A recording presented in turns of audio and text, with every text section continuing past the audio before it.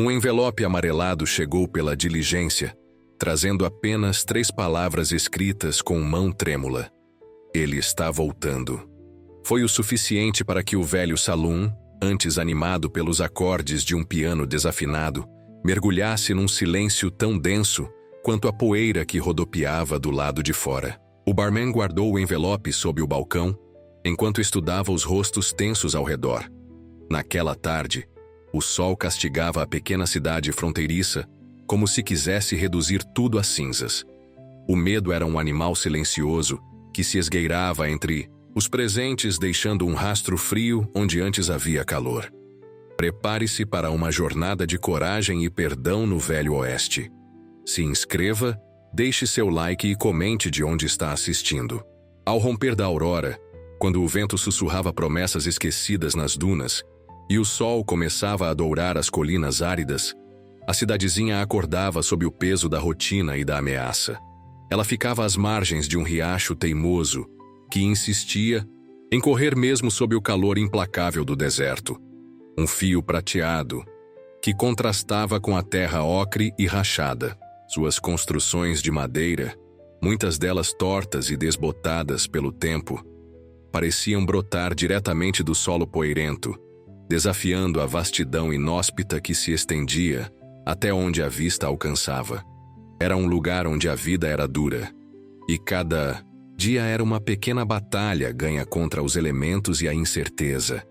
A poeira estava em toda parte, fina e persistente, cobrindo tudo com um manto bege que só era removido por aguaceiros raros e violentos, ou pelo trabalho incessante de mãos calejadas.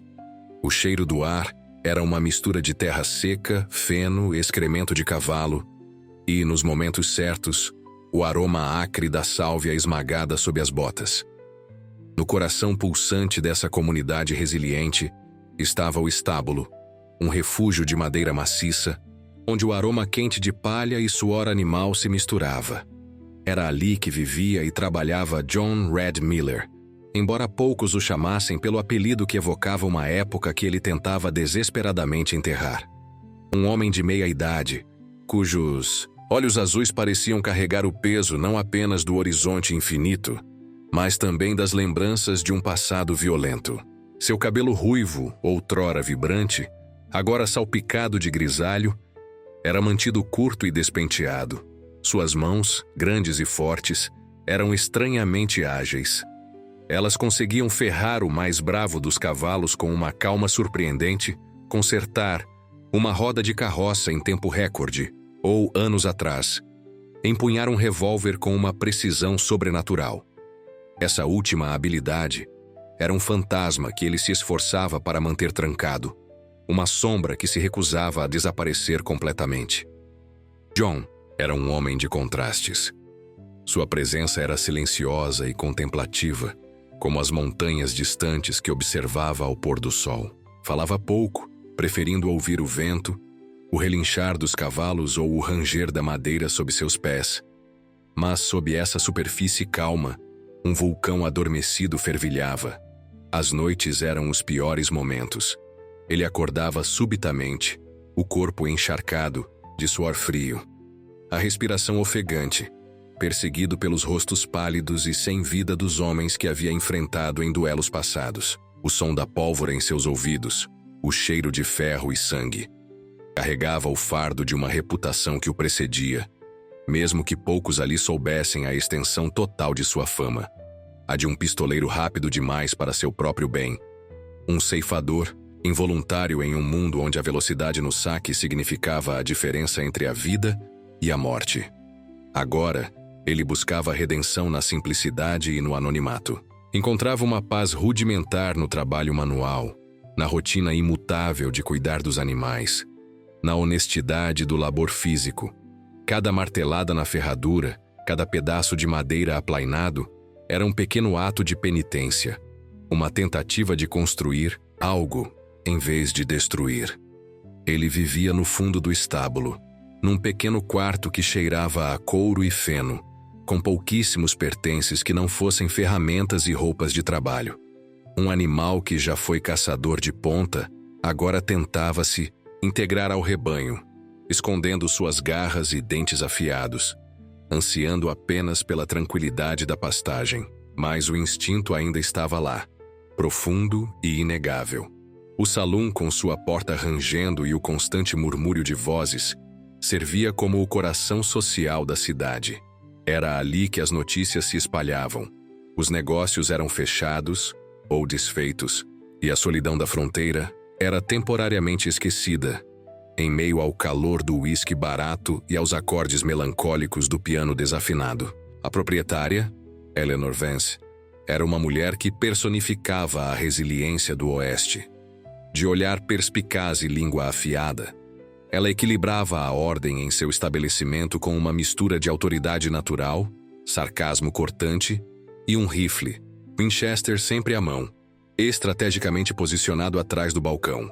Eleanor vira de tudo: a febre do ouro, o vai-vem de forasteiros, a violência e a esperança. Sua motivação era clara: construir algo sólido, que permanecesse. Um legado além das fortunas efêmeras do ouro ou da prata. Seu salão era mais do que um bar. Era um ponto de referência, um porto seguro, relativo, em um mar de incertezas. Ela desconfiava instintivamente de estranhos, mas defendia ferozmente aqueles que considerava parte de sua comunidade. O xerife local, Ben Carter, era um homem que parecia feito da mesma terra que pisava. De poucas palavras, mas muitos princípios, carregava no peito uma estrela de xerife polida e no coração o desejo sincero de manter a paz. Não era um herói de cinema, mas um homem pragmático, consciente das limitações de sua autoridade e dos perigos que espreitavam. Vira homens bons se perderem e homens maus encontrarem um tipo estranho de redenção no deserto. Sua força residia na sua persistência e na sua crença inabalável na lei. Por mais frágil que ela fosse na fronteira, ele confiava em seu instinto e na sua experiência para distinguir a verdade da mentira, embora soubesse que, no oeste, as linhas podiam ser turvas. Entre as colinas suaves e secas que cercavam o vilarejo, uma jovem mulher havia montado consultório temporário numa tenda robusta. Clara Jennings era uma médica itinerante, uma figura incomum para a região, onde a cura geralmente vinha na forma de remédios caseiros e fé. Seu conhecimento de ervas locais se misturava a tratamentos modernos, aprendidos em cidades grandes do leste. Rapidamente conquistou a confiança dos moradores, que inicialmente a viam com ceticismo, mas logo se renderam à sua competência e compaixão. Suas mãos eram firmes e gentis, seus olhos, expressivos e cheios de uma tristeza velada. Seu objetivo parecia simples: aliviar o sofrimento onde quer que o encontrasse. Mas, como muitos na fronteira, ela também fugia de algo: um passado nebuloso. Nas cidades grandes, um fardo que raramente compartilhava. Sua presença trazia um toque de delicadeza e esperança para um lugar tão duro. A esperança aqui não era um luxo, mas uma ferramenta essencial para a sobrevivência da alma. O vento, companheiro constante e imprevisível, sussurrava entre os cactos como um mensageiro silencioso, trazendo consigo o cheiro da poeira e a sensação de algo iminente. Foi esse vento que pareceu intensificar quando a diligência, atrasada, finalmente chegou à cidade, trazendo não apenas suprimentos e passageiros, mas também a notícia que todos temiam. O antigo rival de John, um homem chamado Silas Blackwood, dado como desaparecido há anos após um confronto sangrento, havia sido visto na cidade vizinha. A notícia se espalhou como fogo em capim seco. A tensão subiu como o calor meridiano, implacável e inevitável, sufocando o ar e forçando as pessoas a buscarem refúgio na sombra, não apenas do sol, mas também do medo crescente. O salão ficou mais silencioso, as conversas mais baixas. Os olhares se cruzaram com uma mistura de apreensão e especulação. O fantasma do passado de John estava a caminho, e a cidade inteira sentiria seu frio hálito. Este foi o primeiro momento de alta tensão, o prelúdio de algo sombrio se movendo no horizonte. A poeira, que antes era apenas um incômodo, agora parecia carregar a promessa de confrontos. A vida na fronteira era um ciclo de paz tensa e violência súbita. Após a notícia da aproximação de Silas Blackwood, a cidade respirou um ar carregado. Cada vulto na distância, cada cavaleiro solitário se aproximando levantava um sobressalto. John sentiu o velho instinto de autopreservação aguçar-se. Um lobo que há muito tempo se disfarçava de ovelha, agora sentindo o cheiro da caça se aproximando. Ele passava mais tempo no estábulo, as mãos trabalhando mecanicamente enquanto sua mente repassava cenários, avaliava distâncias, calculava chances. Era uma dança sombria que ele pensou ter esquecido. Cerca de uma semana depois, a planície, geralmente seca e castigada pelo sol, foi surpreendida por uma tempestade violenta e repentina. Nuvens escuras rolaram sobre as colinas com uma velocidade assustadora, transformando o céu azul cobalto em um manto cinza ameaçador. Raios cortaram a escuridão, e a chuva caiu em torrentes, transformando as ruas poeirentas em riachos barrentos em minutos. O riacho, antes magro, inchou perigosamente. John, no estábulo, garantiu que os animais estivessem seguros, ouvindo o rugido do vento e da água. Então, ele viu Clara lutando contra a enxurrada que ameaçava invadir sua tenda e levar consigo seus suprimentos médicos. Sem hesitar, John correu para fora, a chuva chicoteando seu rosto, a água fria alcançando seus joelhos. Ele entrou na correnteza furiosa, a água puxando com força, e começou a empurrar as caixas de medicamentos para um terreno mais alto e seguro. Era um trabalho árduo, contra a força implacável da natureza. Uma caixa grande, pesada com vidros e instrumentos, escorregou, e ao tentar firmá-la, um pedaço de madeira pontiagudo arrastado pela correnteza rasgou profundamente seu braço. Ele ignorou a dor e o sangue que começou a misturar-se com a água, barrenta, focado em salvar o que para Clara era a vida de muitas pessoas. Finalmente, com a ajuda dela, conseguiram salvar a maioria dos suprimentos.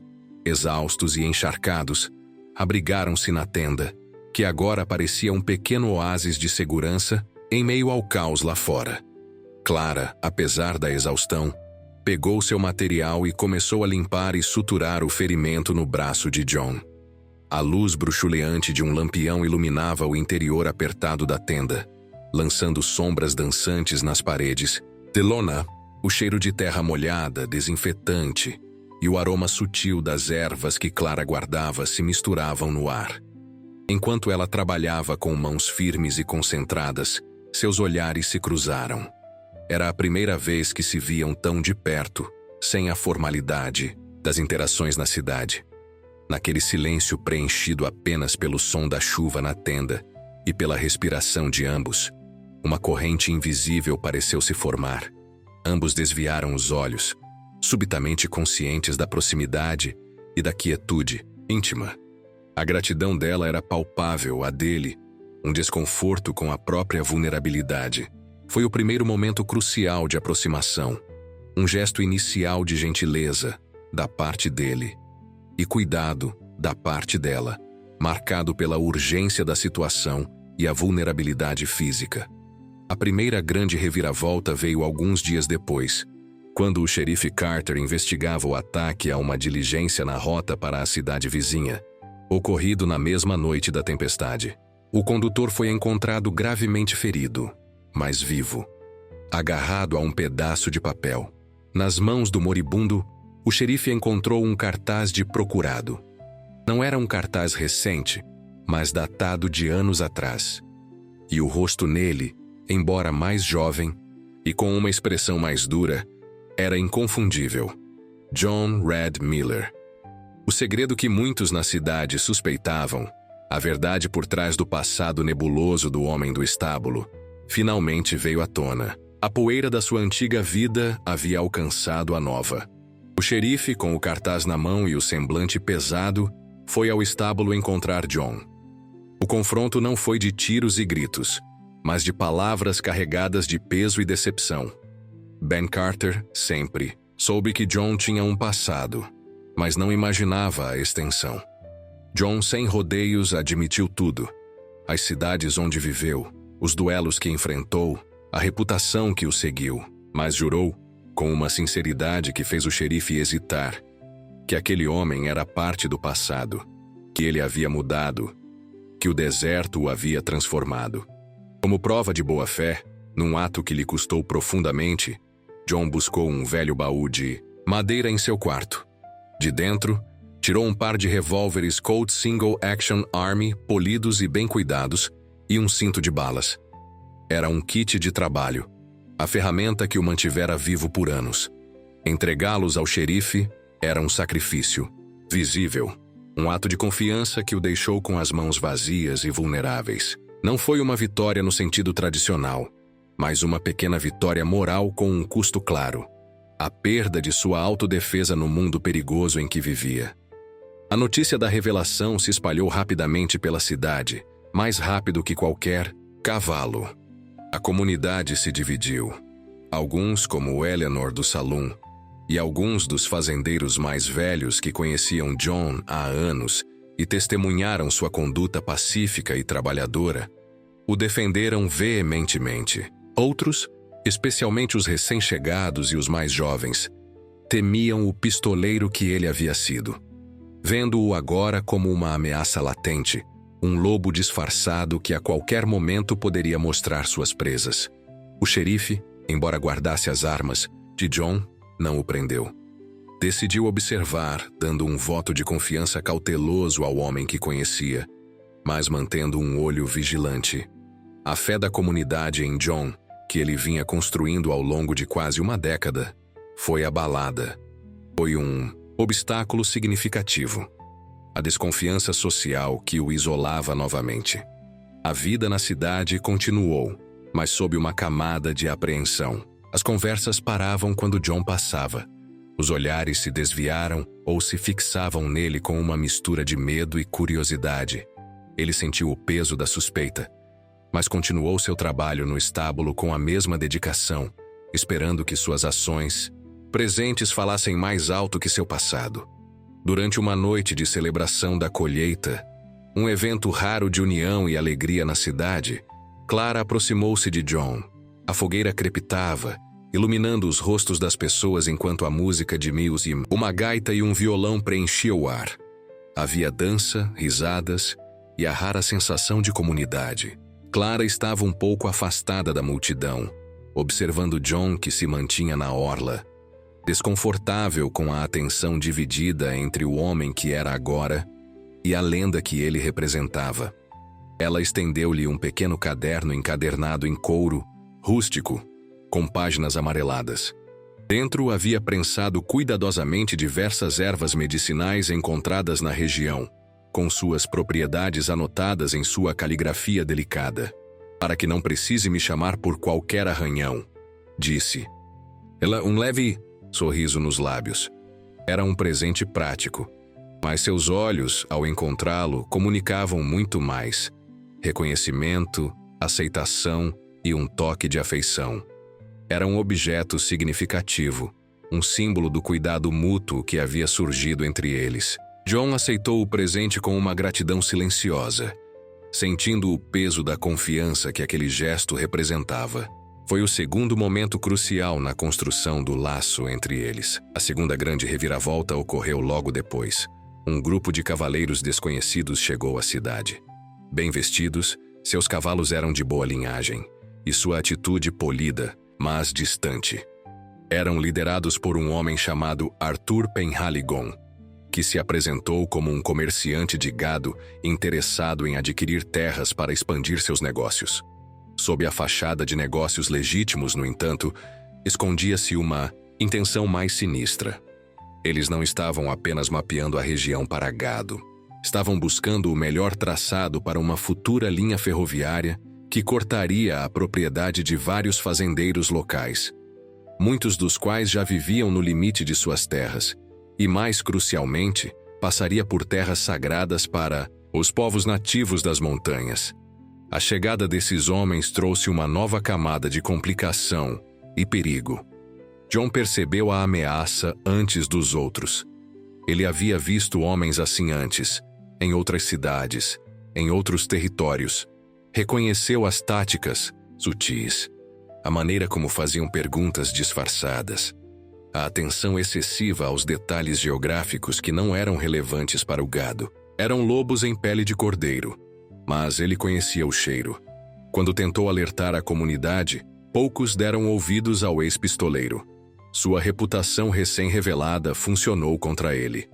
Era mais fácil acreditar nos homens bem-falantes e em suas promessas de progresso do que no homem silencioso com um passado violento. Era outro obstáculo.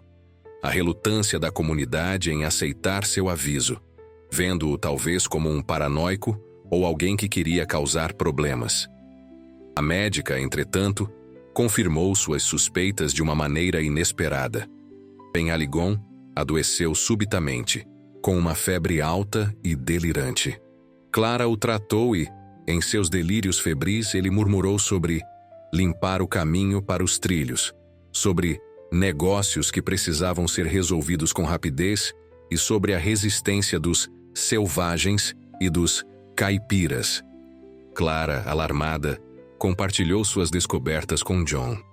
Juntos começaram a investigar os forasteiros de forma discreta, uma cumplicidade que crescia a cada conversa sussurrada atrás do estábulo, a cada troca de olhares significativos no Delum. Uma noite, sentados nos degraus do estábulo, sob um céu vasto e escuro salpicado de estrelas que pareciam mais brilhantes no deserto, compartilharam uma garrafa de uísque barato que John guardava para ocasiões especiais, ou para noites particularmente difíceis. Era um momento de calma, um respiro na crescente tensão. Clara falou um pouco mais sobre sua vida antes, a rigidez das convenções, a busca por um propósito. John, com hesitação, abriu uma fresta em sua própria história. Não sobre os duelos ainda, mas sobre a solidão que os precedia, o vazio que o levara por aquele caminho. Foi então que ele confessou seu maior medo, sua voz baixa e rouca. Não temo enfrentar aqueles homens, se chegar a isso. Temo descobrir que, quando chegar a hora, ainda sou aquele que já fui. Temo a escuridão dentro de mim que achei que tinha domado. Era uma demonstração de vulnerabilidade que tocou Clara profundamente. Foi o terceiro momento crucial de aproximação. Uma conversa reveladora em um momento de calma, fortalecendo a confiança mútua. A terceira grande reviravolta chegou de forma inesperada, tecendo o fio solto do passado de John de volta à trama presente. Silas Blackwood, o homem que John pensava ser seu inimigo mortal e que estava a caminho, finalmente chegou à cidade. Mas não veio com a fúria de um rival em busca de vingança. Veio como um homem mudado, marcado pelo tempo e pelas provações, buscando estranhamente perdão. Sua chegada causou um alvoroço. A desconfiança inicial foi palpável. O ar parecia vibrar com a expectativa de um confronto. Mas Silas, magro e cansado, com uma mancha de arrependimento nos olhos, não fez ameaças. Procurou John diretamente no estábulo. A conversa entre eles foi tensa e cheia de silêncios carregados. Silas revelou que, após o último confronto com John, ele quase morrera. A experiência o transformara. Percebera a futilidade e a miséria da vida que levavam. Havia passado os últimos anos tentando se afastar desse mundo. Foi ao saber dos movimentos dos homens da ferrovia que seu caminho cruzou novamente o da cidadezinha. Ele revelou que os homens de Penhaligon não estavam apenas comprando terras, mas haviam contratado um grupo de pistoleiros liderados por um indivíduo particularmente cruel e eficiente, chamado Snake Eye, Finn, para intimidar, assustar e, se necessário, remover violentamente quem resistisse a seus planos. Silas ouvira falar do plano enquanto tentava se manter longe de problemas. Sentiu que devia avisar John e a cidade, talvez como uma forma de se redimir. A trégua entre os antigos rivais foi cautelosa, mas genuína. Silas não era mais uma ameaça do passado, mas uma fonte de informação vital para o presente. Isso adicionou uma nova camada à história, mostrando que a redenção era possível, mesmo para aqueles que haviam trilhado caminhos sombrios. O conflito escalou rapidamente nos meses seguintes. provando que os avisos de John e Silas eram mais do que justificados. Os homens da ferrovia abandonaram a fachada de comerciantes de gado e mostraram sua verdadeira natureza. O primeiro ato de agressão aberta ocorreu quando incendiaram o celeiro de um fazendeiro teimoso que se recusava a vender suas terras por uma ninharia. As chamas subiram altas no céu noturno, um sinal de alerta aterrorizante para toda a comunidade. O cheiro de fumaça e madeira queimada pairou sobre a cidade por dias. John, mesmo sem suas armas, sentiu o velho instinto de liderança emergir. Ele não podia lutar da maneira que costumava, mas podia usar seu conhecimento do terreno e das táticas dos forasteiros. Organizou um grupo de fazendeiros e moradores dispostos a defender suas propriedades, estabelecendo rondas noturnas e postos de vigia improvisados. Enquanto isso, Clara, com a ajuda de Eleanor e algumas outras mulheres, transformou a parte de trás do salão em uma enfermaria improvisada. Sabiam que, com pistoleiros envolvidos, a violência era inevitável. A esperança se misturava ao medo, um coquetel amargo que todos na cidade eram forçados a engolir. A luz da comunidade, antes um mero vislumbre, agora precisava ser ativamente defendida.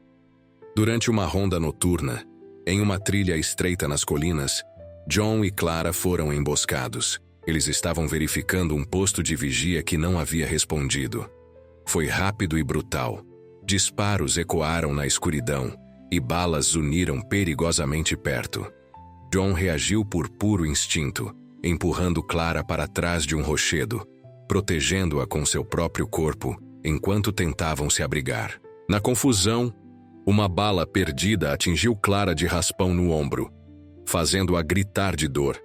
John conseguiu afastar os atacantes temporariamente, usando o terreno a seu favor e a surpresa. Eles recuaram, conscientes de que o homem à frente não era uma presa fácil, mesmo desarmado. Abrigados numa cabana de mineiro abandonada e em ruínas, a quilômetros de distância da cidade, eles se encontraram sozinhos. A noite era fria, e a única luz vinha da lua que se infiltrava pelas frestas nas paredes e no telhado precário. John, com as mãos que antes manejavam armas letais, agora cuidava de Clara como ela havia cuidado dele. Limpou e enfaixou seu ferimento, no ombro, com uma ternura inesperada. A dor era real, mas a proximidade forçada criou um espaço para uma vulnerabilidade ainda maior. Naquele momento de quietude forçada, longe dos olhos da cidade e da ameaça imediata, embora soubessem que os atacantes poderiam estar por perto, as barreiras caíram. Clara, com a voz baixa e trêmula, revelou que também fugia de um passado. Era filha de um rico industrial ferroviário do leste. Crescera em conforto, mas abandonara tudo ao testemunhar os métodos implacáveis e desumanos de seu pai para expandir seu império, incluindo a exploração de trabalhadores e a destruição de comunidades. Sua busca por aliviar o sofrimento era, em parte, uma penitência pelos pecados de sua família. John ouviu, a mão dela na sua, sentindo a fragilidade e a força que conviviam nela. Estamos todos tentando construir algo novo, ele murmurou. A poeira do deserto e o cheiro de sangue e desinfetante preenchendo o ar úmido da cabana. Sobre as ruínas do que deixamos para trás, os dedos dele se entrelaçaram naturalmente. Um gesto simples, mas carregado de significado, como galhos de salgueiro que se encontram à beira do riacho, buscando força um no outro para resistir à correnteza. Foi o quarto momento crucial de aproximação, uma demonstração mútua de vulnerabilidade que solidificou a confiança e o carinho entre eles. Eles eram dois náufragos construindo uma jangada juntos com os pedaços de seus passados quebrados.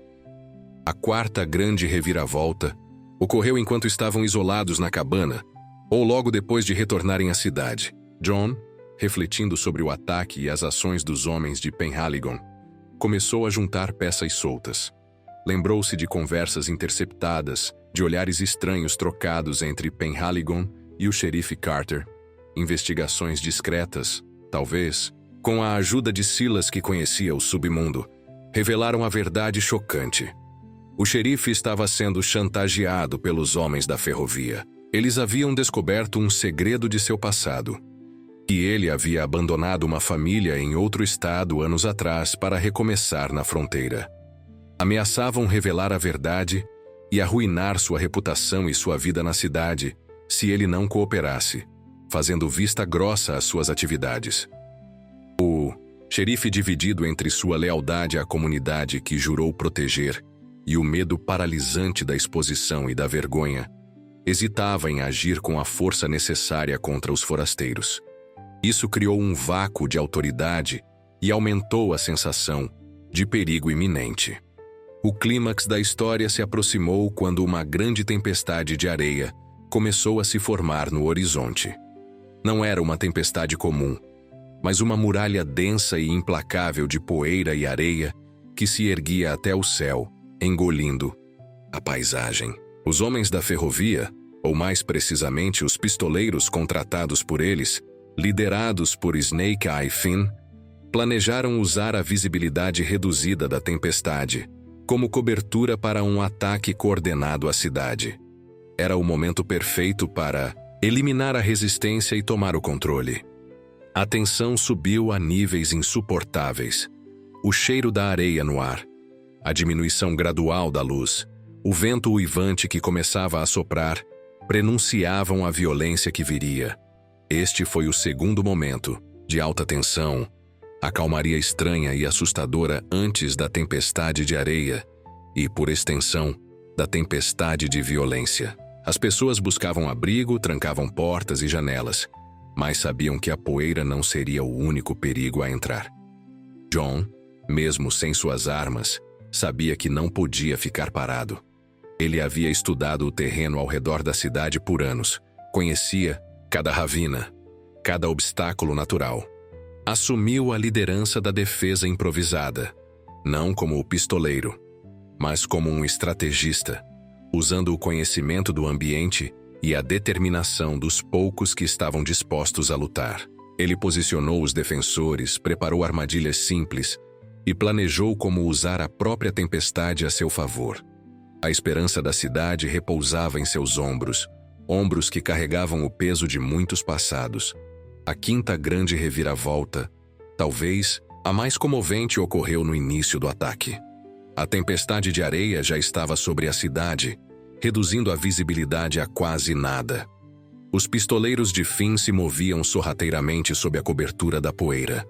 Silas Blackwood, que se unira à guarda improvisada, estava em um posto de vigia avançado nas colinas. Ele avistou um grupo grande de atacantes se flanqueando para cercar a cidade, uma emboscada mortal que John não havia antecipado completamente.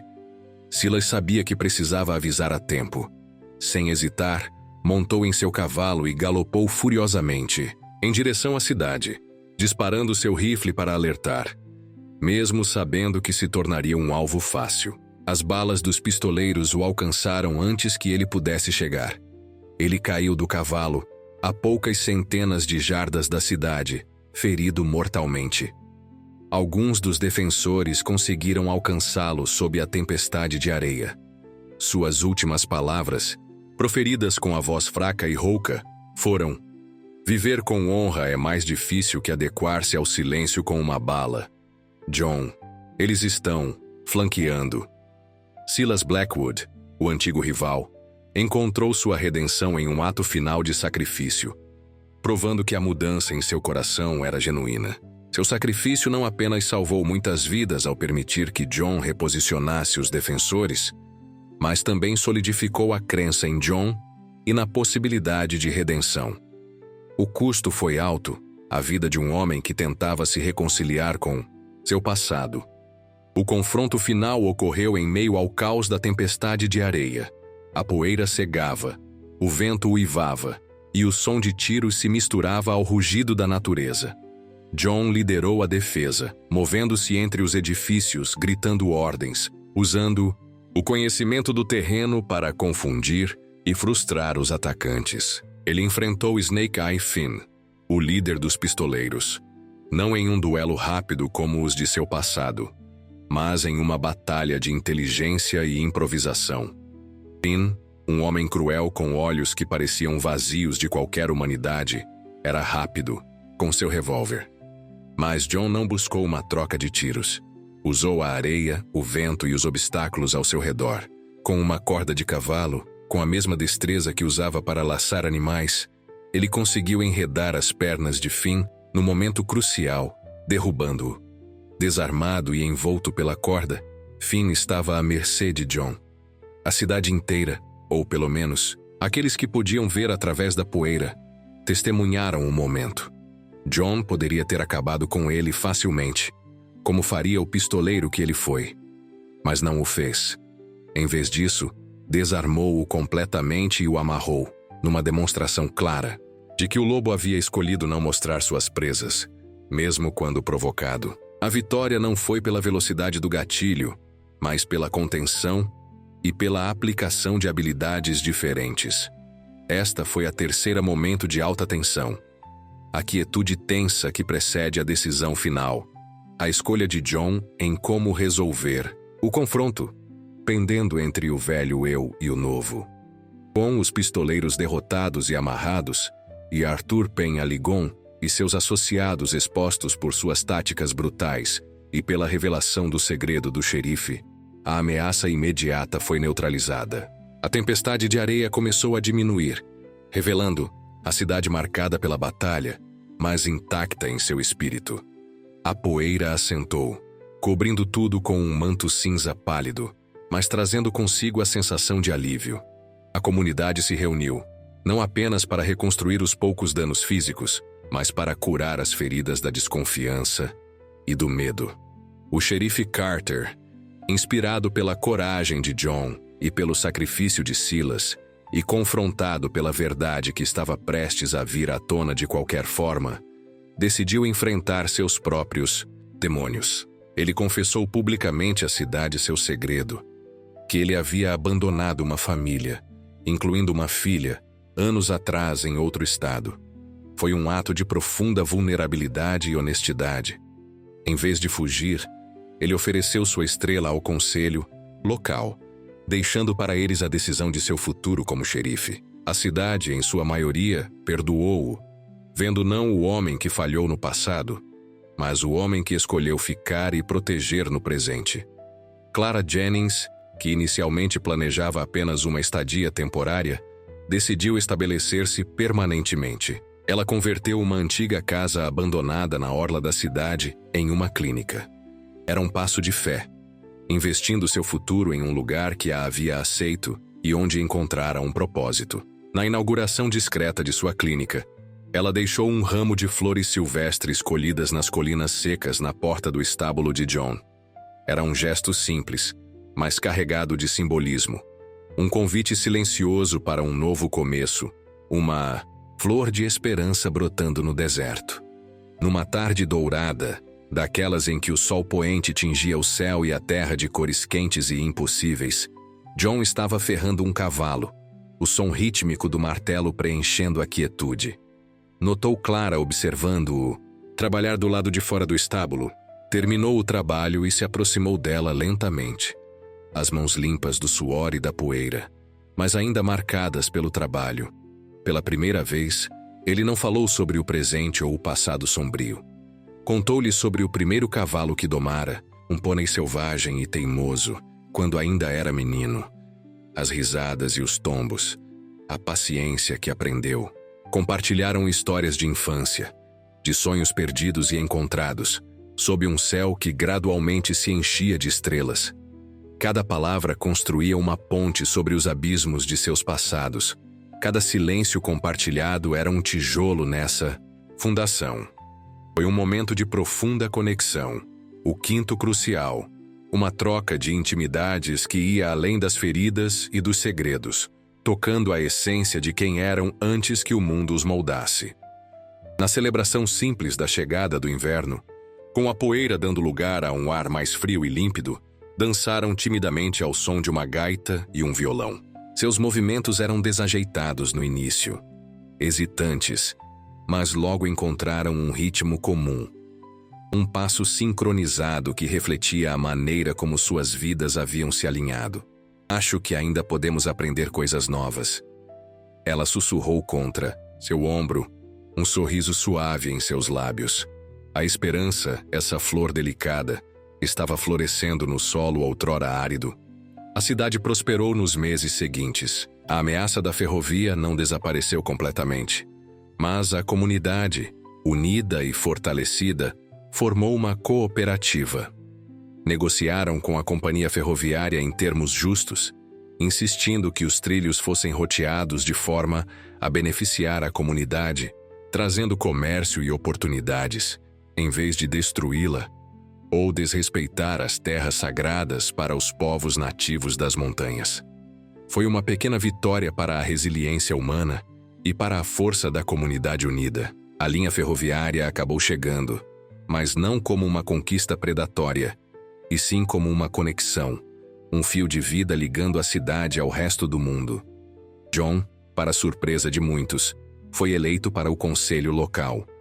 Aceitou a responsabilidade com a mesma seriedade com que cuidava dos cavalos. Usou sua calma, sua capacidade de observar e seu conhecimento pragmático para ajudar a guiar a cidade para o futuro. Sua reputação não era mais a de um pistoleiro arrependido, mas a de um homem que encontrou redenção e servia à sua comunidade. A poeira de seu passado ainda estava lá, invisível, mas não definia mais quem ele era. Ele havia aprendido que a força verdadeira não residia na velocidade do saque, mas na coragem de enfrentar a si mesmo e construir uma nova vida, tijolo por tijolo, ato por ato. A luz que ele buscava estava dentro, e ele a compartilhou. O xerife, Carter, mantido em seu posto pela cidade, tornou-se um líder mais humilde e dedicado. Eleanor expandiu seu salão, tornando-o um centro ainda mais vibrante da vida comunitária. Os fazendeiros encontraram novas maneiras de prosperar com a chegada da ferrovia. Silas Blackwood foi lembrado como o homem que morreu com honra. E Clara e John, sob o vasto céu do oeste, encontraram no outro um porto seguro, construindo um futuro juntos, passo a passo, confiança por confiança. As cicatrizes de John não desapareceram, nem as de Clara, nem as da cidade. Elas eram parte da história, lembretes da dureza do caminho percorrido. Mas como as ranhuras nas rochas do deserto polidas pelo vento, elas contavam uma história de resiliência e transformação. A vida na fronteira continuou difícil, mas agora havia fé na força da comunidade, esperança no futuro, e a luz do amor e da amizade para iluminar os dias mais escuros.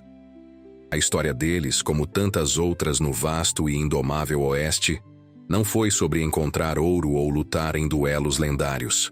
Foi sobre a busca pela redenção, a coragem de mudar, a construção de laços humanos em um mundo hostil, e a descoberta de que a esperança pode, de fato, florescer nos lugares mais inesperados, mesmo sob o sol escaldante e sobre a poeira infinita. E você, em que momento deixará a esperança florescer em seu deserto?